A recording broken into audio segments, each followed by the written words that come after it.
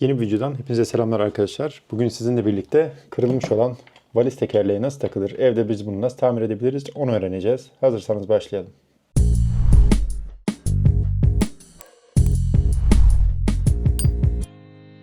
Arkadaşlar bu tip valizler, plastik valizler yani zincir marketlerde satılmaya başladıktan sonra iyice yaygınlaştı.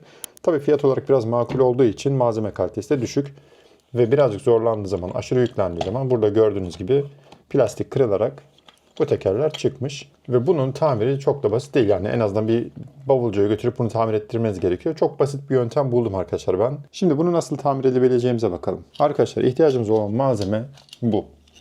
Bunun adı mobilya askı aparatı. Hani mutfak dolaplarınızın üst kısımlarındaki mutfak dolaplarınızın içlerinde bunu görürsünüz. Bu bir askı aparatı. Bunu al buradan alabilirsiniz. Yapı marketlerde bulabilirsiniz. Hatta internette de 100 liraya falan var bu. Bu içindeki metali kullanacağız arkadaşlar biz. Bu metali öncelikle düzleştirmemiz lazım. Yani ele biraz dirençli ama iki tane penseyle sıktığınız zaman veya çekiçle vurduğunuz zaman çok rahat bükülebiliyor arkadaşlar. Ben zaman kazanmak için size videoyu çok uzun tutmayacağım. Bu şekilde alıyor. Yani çekiçle dövdüğünüz zaman. Şimdi bunu arkadaşlar bu şekilde koyduğumuz zaman gördüğünüz gibi delikler buradakilerle örtüşüyor. Yani vida delikleriyle örtüşüyor. Evet, bu parçamızı hazırladıktan sonra arkadaşlar tekerimizin üzerinde kalan bu vidaları çıkardık. Şimdi parçayı bavulun içine yerleştireceğiz. Tam hizalı bir şekilde buna gelecek arkadaşlar. Şöyle göstereyim. Bakın gördüğünüz gibi 3 tane deliğine tam denk geliyor aslında bunlar ve bu. Arkasını da vidalayarak sağlamlaştırmış olacağız. Şimdi şöyle yapalım. Kolay olsun diye arkadaşlar. Vidaları metale geçiriyorum. Takacağımız vidaları. Valizimizin içinde ise şanslıysanız fermuar vardır arkadaşlar. Eğer fermuar yoksa da buradan yani işlem yapacağınız kısımda birazcık kesik açmanız gerekecek. Bizde fermuar olduğu için bu işlem biraz daha rahat.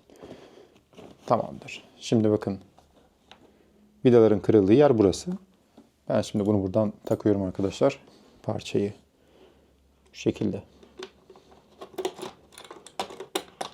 yerleştirdim. Şimdi ise bu taraftan tekerleği bu vidalara denk gelecek şekilde yerleştireceğim. Vidaların uçlarını görebiliyorsunuz sanırım. Şu şekilde arkadaşlar şu köşe bavulun da köşesine gelecek tabii ki. Bu kısmı biraz net göremediğimiz için birazcık zor olacak tabii ki.